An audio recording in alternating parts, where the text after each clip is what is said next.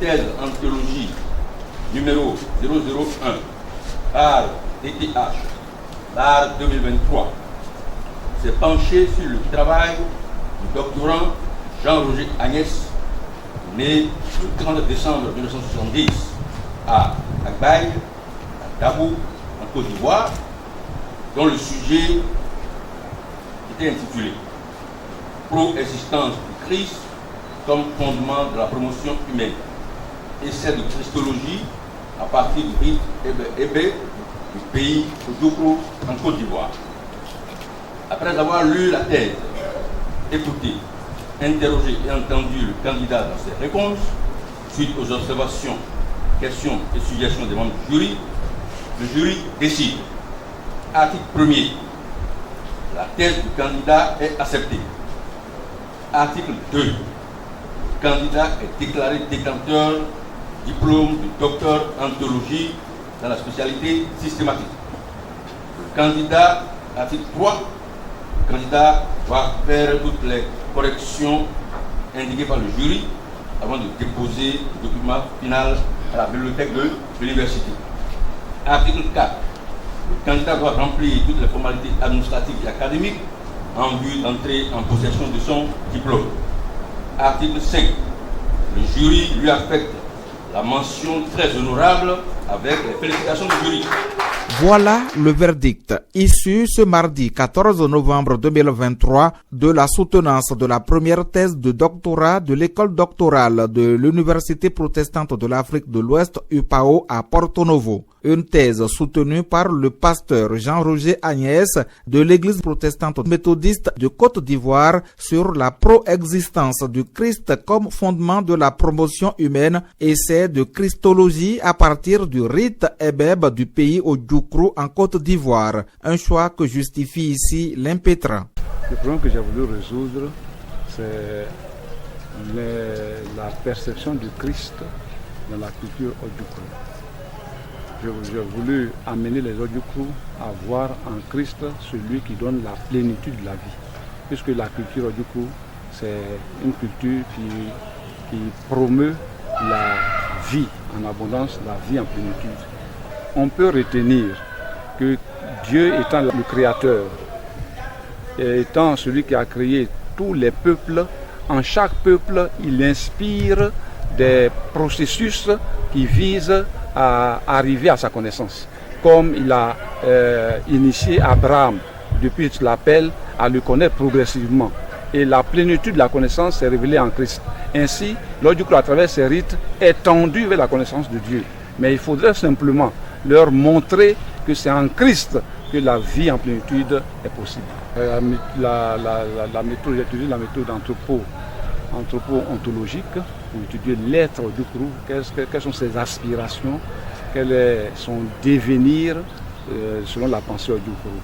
La méthode systémique qui vise à voir tous les rites de façon globale et pas les rites pris individuellement, pour voir le processus et quel est le but commun que poursuivent ces rites. La méthode aussi psychologique peut étudier la psychologie des hommes Ojukwu, quelle est leur pensée, leur psychologie par rapport aux rites. Et voilà, toute une série de méthodes utilisées pour ressortir ces résultats. 6 éminents professeurs ont suivi avec attention la présentation de ce travail soutenu avec brio par le nouveau docteur en théologie systématique. Un travail conduit par le révérend pasteur professeur Marcelin Setondi Dossou, recteur de l'Université protestante de l'Afrique de l'Ouest. Comment faire pour que Christ cesse d'être un étranger dans notre culture? Parce que l'évangélisation des missionnaires n'a pas mis l'évangile au cœur de la civilisation. Ils sont venus juste nous civiliser et maintenant nous avons besoin que l'évangile même vienne au cœur de nos cultures pour les éclairer. Et c'est le mérite de l'étudiant qui s'est basé sur le rite Ebeb. Ebeb, comme on dit chez les Ojukwu, pour voir comment nous pouvons accueillir Christ comme le maître d'initiation, comme celui qui promeut l'être humain de sa naissance jusqu'après sa mort. Ce que nous avons en Christ, nous sommes avec un Christ, le Fils de Dieu qui se fait Fils de l'homme, pour que nous les enfants des hommes, nous puissions devenir des enfants de Dieu. Et pour cela, toute la vie devient un parcours initiatique dans lequel l'être humain doit se perfectionner, être promu dans son entos, mais aussi dans son existence, dans ses relations avec ses prochains. Il faut que ces progrès soient visibles, appréciés. C'est seulement à ce prix-là qu'il pourra être considéré après sa mort comme un ancêtre. On n'est pas noble là-bas, après avoir vécu dans le désordre. Il faut vivre d'une certaine manière pour être ennobli. C'est quand vous avez été ennobli de cette manière que vous comptez dans la mémoire collective du groupe. Nous avons envie de travailler à cette réflexion pour que désormais nos théologiens africains réfléchissent aux problèmes spécifiques de l'Afrique.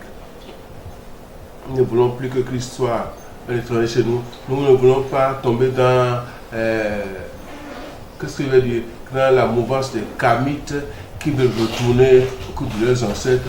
Nous voulons juste que Christ soit notre frère, parce que la théologie chrétienne n'a pas été faite sans les Africains. Ce sont les Africains. Les Africains ont beaucoup contribué à la théologie chrétienne.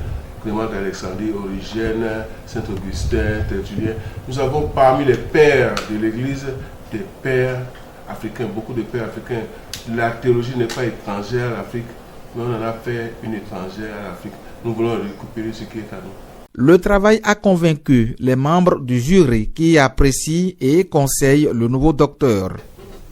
Il faut qu'il continue les recherches parce qu'il y a un certain nombre de questions auxquelles il n'a pas tout à fait répondu. Ça ne veut pas dire qu'il ne sait pas. Ça voudrait dire qu'il doit juste approfondir, aller vers son ethnie, son peuple, discuter avec eux, ce qu'il n'a pas pu faire avec tout le monde puisque beaucoup de questionnaires n'ont pas eu de retour. Il a aussi dit.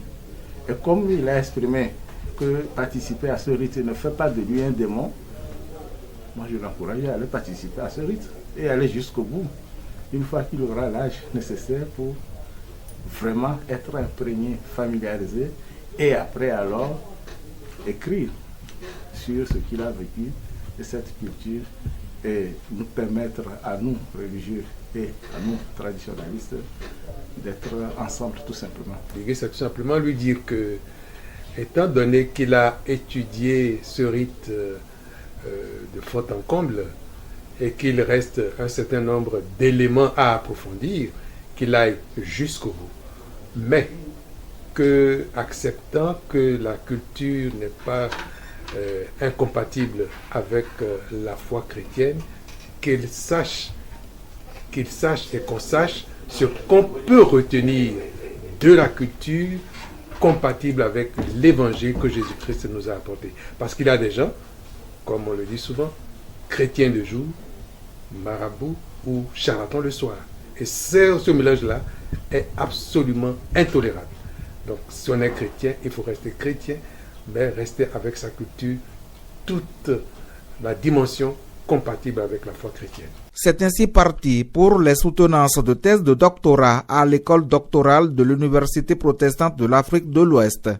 Ils ont tous commencé le doctorat il y a 3 ans et quelques mois. Bon, les plus dynamiques s'en sont vus sortir, les autres, au fur et à mesure qu'ils vont terminer, on va les programmer plus de nous. Bonne chance aux impétrants.